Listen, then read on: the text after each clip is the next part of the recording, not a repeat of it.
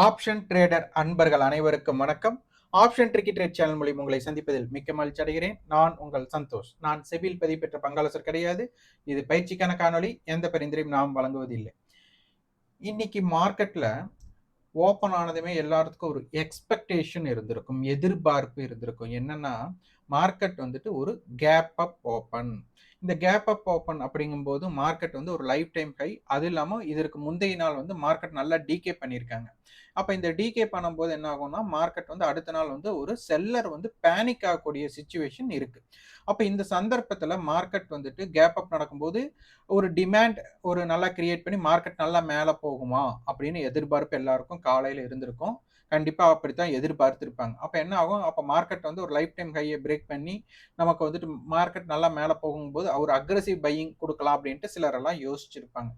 அவங்க கனவுல வந்துட்டு ரொம்ப பிரச்சனை பண்ணி விட்டாங்க மார்க்கெட். அதுவும் கால் செல்லர் வந்துட்டு யாரெல்லாம் என்ன வேணாலும் சந்தோஷப்பட்டுக்கோங்க, நான் இருக்கேன் மார்க்கெட்டை மேலே போகாம தடுக்கிறதுக்கு அப்படின்ட்டு. மார்க்கெட் மேலே போகும்னா கால் செல்லருக்கு தான் லாஸ் வரும். அப்போ அவங்க பயப்படணும். ஆனா அந்த பயமே கொஞ்சம் கூட மார்க்கெட்ல காட்டல. இதை வந்து பார்க்கணும். அப்போ இவங்க பயந்திருந்தா என்ன பண்ணணும் அப்படிங்கிறது எல்லாமே நம்ம பார்க்கணும். இப்போ ஒரு கிரிக்கெட்டுன்னு வச்சுக்கோங்க. ஒரு 2020 கேம் 2020 கிரிக்கெட் நடக்குது அப்படின்னா 20 ஓவர் மேட்ச் இறங்கினா நல்லா அடின்னு அடிக்கணும் பேட்ஸ்மேனா இருந்தா. அப்போ இந்த இடத்துல அவனோட இன்டென்ட் என்னவா இருக்கணும் அப்படின்னா, எந்த பால் போட்டாலும் நான் அடிப்பேன். ஏன்னா அதுக்கு டைமிங் இல்ல. 20 ஓவர் தான். அதுக்குள்ள என்னென்ன பண்ண முடியுமோ பண்ணலாம். இதே டெஸ்ட் மேட்ச்னா அதோட இன்டென்ட் நின்று ஆடணும். அப்ப என்ன ஆகும்னா அந்த மாதிரி ஃபோர்ஸபிளா எந்த பால் நமக்கு தேவையோ அந்த பாலை மட்டும் அடிப்பாங்க, மற்ற பாலெல்லாம் விட்டுருவாங்க. அப்ப அதுபோல இன்னைக்கு கேப் அப் நடக்குது. மார்க்கெட் வந்துட்டு ஸ்பாட்டுக்கும் ஃபியூச்சர்ஸ்க்கும் மந்த்லியோட ப்ரீமியம் பார்த்தீங்கன்னா ரொம்ப நல்ல ப்ரீமியம். அதே மாதிரி இண்டெக்ஸ் ரேஷியோ நல்லா இருந்தது. நிஃப்டிக்கும் பேங்க் நிஃப்டி சென்செக்ஸ் எல்லாத்துக்கும் நல்லா இருந்தது. அதே மாதிரி கான்ட்ரிபியூஷன் டு இண்டெக்ஸ் பார்க்கும்போது அதுவும் நல்லா இருந்தது. ஆனா ஒரே ஒரு விஷயம், கால் செல்லர் நீங்க என்ன வேணாலும் பண்ணுங்க அப்படின்ட்டு. அப்ப இதோட இன்டென்ட் பாத்தீங்க அப்படின்னா மார்க்கெட்ல ஒரு 9:30க்குள்ள ஒரு ஹை கிரியேட் பண்ணணும் தான். அதுக்கப்புறம் மார்க்கெட் வந்து ஒரு ஹையை கட் பண்ணணுங்கிற இன்டென்ட்டே சுத்தமா இல்லை. அப்ப அந்த இன்டென்ட் இல்லை அப்படிங்கும் போதே இந்த இடத்துல புட் செல்லர் அவங்களுக்கு என்ன கேப் அப் நடக்கும்போது புட் செல்லருக்கு ப்ராஃபிட் அல்லவா? நேத்தும் டிகே பண்ணியிருக்காங்க. அப்ப இன்னைக்கும் அவங்க ப்ரீமியம் கரைஞ்சிருக்கு. அப்போ கால் செல்லர் பயப்படலைன்னா புட் செல்லர் வந்து ப்ராஃபிட்டை புக் பண்ணணும் அப்படிங்கிறது ஒரு இது. ஆனா கண்டிப்பா பண்ணணுங்கிற அவசியம் கிடையாது. அப்ப அதற்கு தகுந்த மாதிரி மார்க்கெட்ல என்ன பண்ணிட்டாங்க அப்படின்னா நேற்று 26,200 புட் 26,300 கால் ஆக்டிவ் கான்ட்ராக்ட்ல கொடுத்திருந்தாங்க. இன்னைக்கு பாத்தீங்க அப்படின்னா மார்க்கெட்ல 26,300 கால் புட் காலையிலேயே கொடுத்துட்டாங்க. அப்ப என்ன ஆகும், ஸ்ட்ராடல் கொடுத்துட்டாங்க. அப்ப இந்த ஸ்ட்ராடல் நடக்கும்போது இங்க சில விஷயங்களை வந்து நம்ம பார்க்கணும். அப்ப பாத்தீங்க அப்படின்னா என்எஸ்சி வெப்சைட் வேற கொஞ்சம் மாத்திட்டாங்க. நமக்கு ஒர்க்கிங்க்கு யூசர் ஃப்ரெண்ட்லியாவே இல்லை.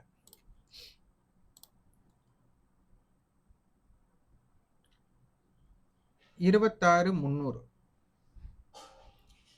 இது பாத்தீங்கன்னா நேற்று டேட்டாவை நீங்க வச்சு செக் பண்ணீங்கன்னா உங்களுக்கு தெரிஞ்சிடும்.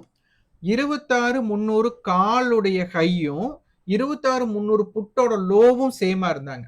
அப்ப பாத்தீங்க அப்படின்னா 26,300 காலுடைய ஹை நேத்து பாத்தீங்கன்னா ஒரு 96 இருந்தாங்க.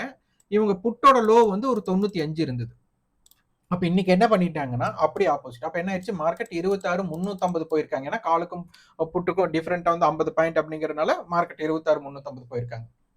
அப்ப நேற்று கையை பிரேக் பண்ணியிருக்காங்க. அப்ப இந்த இடத்துல மார்க்கெட் வந்து ஓப்பனுக்கு மேல இருந்து இன்டென்ட் நல்லா புரிஞ்சுக்கோங்க. நம்ம என்ன பண்ண போறோமோ அதுக்கு உண்டான இன்டென்ட் இருக்கணும். அப்போ நம்ம வந்துட்டு ஸ்கூலுக்கு போகலான்ட்டு ஸ்டூடெண்ட்ஸ் சொல்லுவாங்க.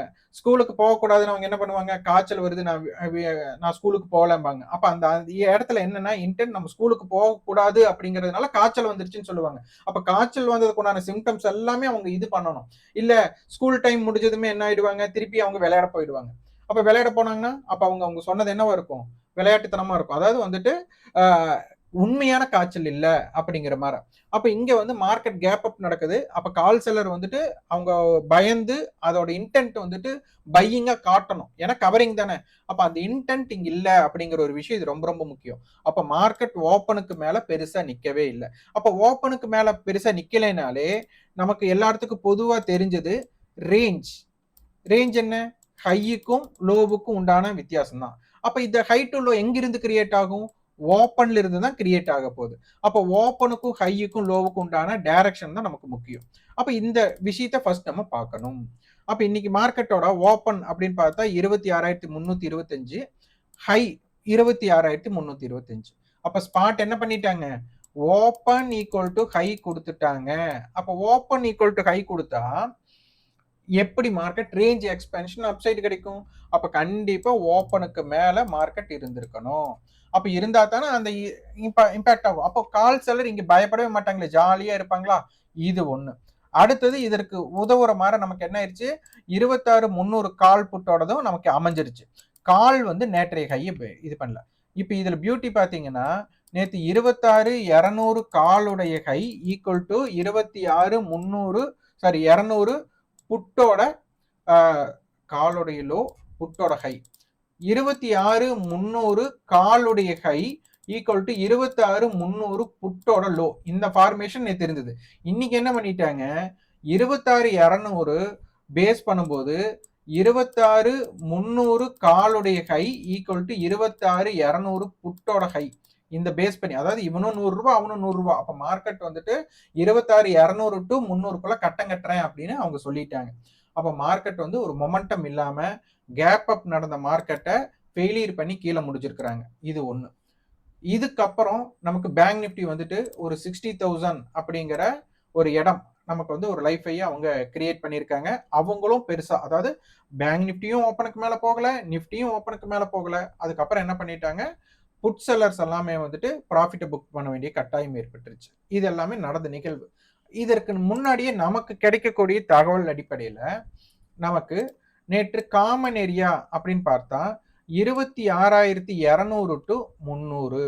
அப்ப மார்க்கெட் பாத்தீங்கன்னா 26,300க்கு மேல காலையில ஒரு ½ ஹவருக்கு மேல 1 ஹவர்னு வச்சுக்கலாம், அதுக்கு மேலேயே இல்லை. அதே மாதிரி அவங்க என்ன பண்ணிட்டாங்க, அந்த காமன் ஏரியாக்குள்ளேயே சுத்திட்டு திருப்பி காமன் ஏரியா பிரேக் பண்ணி மார்க்கெட் திருப்பி காமன் ஏரியா கட்டியே வந்து முடிச்சுட்டாங்க. இது ஒண்ணு. அடுத்தது மார்க்கெட்ல நம்ம call seller put seller panic place பார்ப்போம். இது வந்து சிந்தட்டிக் ஃபியூச்சருங்க, இது வந்து ஸ்பாட் கிடையாது, அதே மாதிரி மந்த்லி ஃபியூச்சர் கிடையாது. இப்போ இந்த இடத்துல பாத்தீங்க அப்படின்னா நான் ஸ்பாட்டோடத போட்டு காமிக்கிறேன்.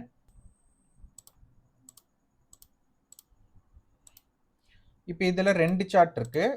நமக்கு வந்துட்டு இந்த சார்ட் வந்து ஸ்பாட்டோட சார்ட், இந்த சார்ட் வந்து சிந்தட்டிக் ஃபியூச்சரோட சார்ட். அப்போ இந்த 2 சார்ட் பார்த்துக்கலாம். இப்போ நான் ஸ்பாட்டை மட்டும் பார்க்கணும் அப்படின்னா இப்போ நான் ஸ்பாட் மட்டும் போட்டேன். அப்போ இதை நீங்க பேஸ் பண்ணி நீங்க பார்த்துக்கலாம், ஸ்பாட்டும் பார்த்துக்கலாம், சிண்டிகேட் ஃபியூச்சரும் பார்த்துக்கலாம். ஆனா நமக்கு வீக்லி ஃபியூச்சர் நடக்கிறதுனால நம்ம வீக்லி ஃபியூச்சரை மட்டும் நம்ம பார்த்துட்டா போதும்.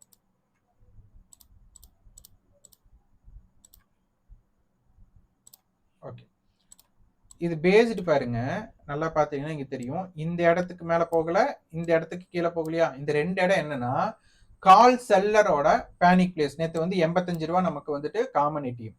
அப்ப காமன் ஏடிஎம் 85ங்கும் போது 26,250 கால் புட்டை தான் நம்ம எடுத்துக்குவோம். ஏன் அப்படின்னா எந்த சேம் ஸ்ட்ரைக்ல காலுக்கும் புட்டுக்கும் டிஃபரன்ஸ் குறைவா இருக்கோ அந்த ஸ்ட்ரைக்கை நம்ம எடுத்துக்குவோம். அப்போ நமக்கு பார்க்கும்போது அதுதான் காமன் ப்ரீவியஸ் க்ளோஸோட ஏடிஎம் ஸ்ட்ரைக். அப்போ 26,250 பிளஸ் 80 மைனஸ் 80 அப்படி போட்டா மார்க்கெட் கால் செல்லர் பேனிக் பிளேஸையும் தாண்டல, புட் செல்லர் பேனிக் பிளேஸையும் தாண்டல, கேப் அப் நடந்து இந்த நிகழ்வு நடந்திருக்கு. அப்படிங்கும் போது இதை நீங்க உன்னிப்பாக கவனிக்கணும். இது ஒரு பாயிண்ட் ஆச்சுங்களா. அடுத்தது மீட்டிங் பாயிண்ட் கான்செப்ட். இது பாருங்க, இது 26,250 கால், இது வந்துட்டு 26,250 புட் ஆப்ஷன். அப்போ மார்க்கெட் வந்துட்டு நேற்று காமன் ஏரியா இங்க பாருங்க 73 டு 121. இந்த இடத்துல ஃபர்ஸ்ட் இந்த போர்ஷன் பாருங்க, இதுதான் கால் என்ன பண்ணல, 121க்கு மேல நிக்கல. அதே மாதிரி இவங்க 2 பேர் மீட் பண்ணினதுக்கு அப்புறம் நமக்கு புட் ஆப்ஷன் மேல போயிருக்காங்க, கால் ஆப்ஷன் வந்து கீழே போயிருக்காங்க. இவங்களும் என்ன பண்ணல, அந்த 121 தாண்டல. அப்போ நாளைய தினம் நமக்கு 26,250 கால் ஆர் புட்டு 120க்கு மேல நமக்கு, அதாவது 130க்கு மேல ஸ்டாண்ட் ஆகுறாங்களோ, யாரு ப்ரீவியஸ் க்ளோஸ்க்கு மேல இருக்காங்களோ அவங்க சைடு தான் நமக்கு ட்ரெண்ட் கிரியேட் பண்ணக்கூடிய வாய்ப்பு இருக்கும் அப்படிங்கிறது நமக்கு தெரியுது. அடுத்தது ஆப்ஷன் ஸ்டேபிள் ஆக்டிவ் கான்ட்ராக்ட் நம்ம போயிட்டோம் அப்படின்னா 26,200 கால் புட்டு நம்ம போடுறோம். இப்போ பார்த்தீங்கன்னா நம்மளுக்கு ஒன்றும் செட்டில்மெண்ட் கொடுக்கல. இப்ப ரூ. 53 ரூ. 66 அப்படிங்கும்போது நமக்கு ரூ. 60 நமக்கு தென்படுது. அப்ப இதுல புட் ஆப்ஷனோட விலை ஜாஸ்தியா இருக்கறனால எவ்வளவு ஜாஸ்தி? 13 ஜாஸ்தி. அப்போ 26,185 அப்படிங்கிற இடத்துல நமக்கு வந்துட்டு வீக்லி ஃபியூச்சர் க்ளோஸ் ஆயிருக்கு. அப்போ நமக்கு 26,200 ரொம்ப ரொம்ப முக்கியம். இதுல புட்டோட ஹை நேத்தத்து ஹை ரூ. 96 அந்த ஹை அவங்க தாண்டல. அப்ப நாளை தினம் 26,200 கால் ஆர் புட் யார் ஒருவர் இந்த 95க்கு மேல ஸ்டாண்ட் ஆகுறாங்களோ அவங்க சைடு ட்ரெண்ட் கொண்டு போறதுக்கு முயற்சி பண்ணுவாங்க. அப்ப இதை உன்னிப்பாக நம்ம கவனிக்கணும். அப்ப இதுல இருக்கும்போது 26,200 மைனஸ் 100 பிளஸ் 100 இதுதான் நமக்கு ரேஞ்சா இருக்கிறதுக்கு வாய்ப்பு இருக்கலாம். அப்ப 26,100 டு 26,300க்குள்ள இருக்கிற ஸ்ட்ரைக் வந்து நம்மளுக்கு ஆக்டிவா இருக்கிறதுக்கு வாய்ப்பு இருக்கு. அப்ப ஆக்டிவ் கான்ட்ராக்ட் என்ன மாதிரி ஹெட்ஜ் பண்ணிருக்காங்க அப்படிங்கறத நம்ம பார்க்கலாம். ஆக்டிவ் கான்ட்ராக்ட் வந்துட்டு நமக்கு 26,200 டு 300க்குள்ள அவங்க இம்பாக்ட் பண்றாங்க. இதுதான் ஸ்ட்ராங்கலா கொடுத்துருக்காங்க. 26,200 26,300 அப்ப இது வந்து ஒரு ஸ்ட்ராங்கல். மார்க்கெட் வந்து இதற்கு கீழே ஸ்பாட்டும் சரி ஃபியூச்சரும் சரி க்ளோஸ் ஆயிருக்கு. அப்ப இதோட மிட் வந்துட்டு 26,250. அப்போ மார்க்கெட் வந்துட்டு நாளை தினம் 26,250க்கு மேல இல்லாத பட்சத்தில் இதுதான் மிட் பாயிண்டா இருக்க போகுது. அப்ப இவங்க சொல்றதுதான் மார்க்கெட் வந்து கேட்க போறாங்க. அப்போ அதனால இதை உன்னிப்பாக கவனிக்கணும். அப்ப 26,200க்குள்ள இருக்கிறதுக்கு பார்த்தாங்க அப்படின்னா மார்க்கெட் 26,200 டு 300க்குள்ள இருக்க பார்ப்பாங்க. ஆனா 26,250 கால் புட்டு தான் நமக்கு ஒரு மிட் பாயிண்ட். அப்ப அவங்க சொல்றதுதான் மார்க்கெட் கேட்க விருப்பப்படுவாங்க.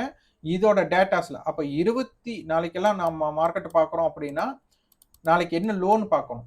26,250 காலுடைய லோ, 26,250 புட்டோட லோவை மைனஸ் பண்ணிட்டு இந்த ஏரியாவை செக் பண்ணி பாருங்க. இந்த ஏரியா ரொம்ப ரொம்ப முக்கியமானதாக இருக்கும். இதுதான் நமக்கு ரொம்ப முக்கியம். அதனால நாளைக்கு வீக்லி கான்ட்ராக்ட் க்ளோஸ்னால இந்த 26,200 டு 300க்குள்ள இருக்கிறதும் நாளை தினம் ஆக்டிவ் கான்ட்ராக்ட்ல என்ன வராங்களோ அந்த ஸ்ட்ரைக் நமக்கு எப்படி ஆக்டிவா இருக்காங்க. இதுதான் நமக்கு ஆப்ரேட்டிங் ஸ்ட்ரைக்கா இருக்க போது.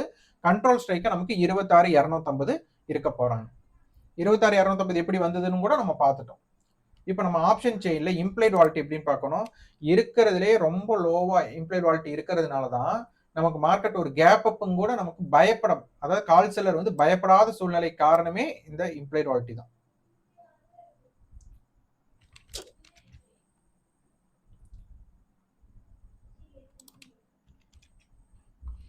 இப்போ இம்ப்ளைட் வாலிட்டி பார்த்தீங்க அப்படின்னா நமக்கு கால் சைடு ஒரு 10 புட் சைடு ஒரு 12. ஆனா நேத்தெல்லாம் ஒரு 8 10 தான் இருந்தாங்க. அப்ப இன்னைக்கு கொஞ்சம் ஈவன் பண்ணிருக்காங்க. டைம் வேல்யூ வந்து கரெக்ட் பண்ணிருக்காங்க.